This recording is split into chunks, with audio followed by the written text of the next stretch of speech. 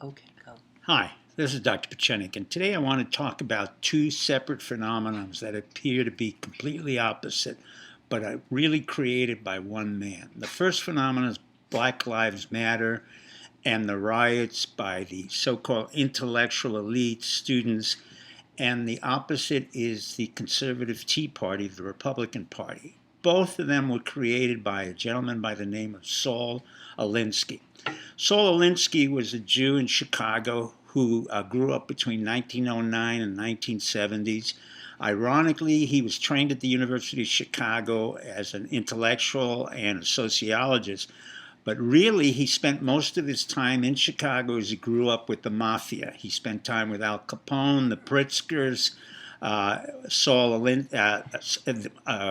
Lansky, and a whole bunch of others. The key to Saul Alinsky is that he wrote something called the Rules for Radicals, which says, number one, get rid of education. Number two, increase welfare so the American public's on welfare. Number three, get rid of guns. Number four, make sure that the debt is increased to the American public. So you get the idea exactly what the Rules of Radicals was about, to make the American public dependent on the government. Hillary Clinton wrote about it. The left wing was inspired by actually guys like Stokely Carmichael, who was the head of the black movement, said to Saul Alinsky, we're going to use your principles and create a revolution against America. Now, here's where the contradiction came in, and most of the left-wing radicals, including Black Lives Matters and the intellectual elite, really never understood Saul Alinsky. He was a basic inspiration for the conservative Tea Party, the Republican Party. What? You say? Correct.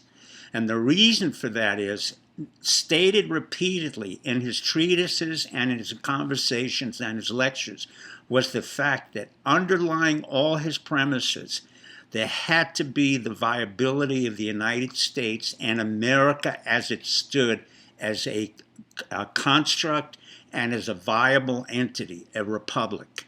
He was a strong believer in that America. What was never talked about was the fact that he would not allow any of the radical theories to interfere with the normal process of American politics. And in fact, he became an activist and not so much a radical individual. He became a union organizer. The reason I know this is because in my past life, I used to work against unions, or we would call it a union buster. It wasn't something physical.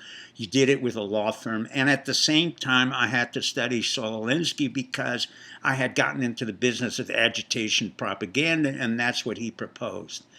Ironically, again I repeat, he had influenced the conservative Tea Party of America. And the reason he did that was his emphasis on America, his emphasis on the notion that within America we had internal change, and the fact that in politics you had to have what you could actually do at that particular moment. In other words, you didn't acquire more power, you didn't give away power. As he said, power is not what you think you have, power is what your enemy thinks you have. At the same time, his definition of tactics had influenced the conservative Tea Party, which was, he said that tactics is what you're able to do at that moment and nothing else. The fact that he was an American first principal theoretician was very important to the rise of the conservative Republican Party. And I, in fact, was influenced by that 25 years ago. Let me quote a man who's very important, George Santayana, who said, if you do not understand history, you will repeat the mistakes of history. And that's what you're seeing in Black Lives Matter. That's what you're seeing in the riots in Portland, Oregon, and everywhere where the white so-called intellectual thinks he's going to make a major difference in America. That's not going to happen. Good luck and good night.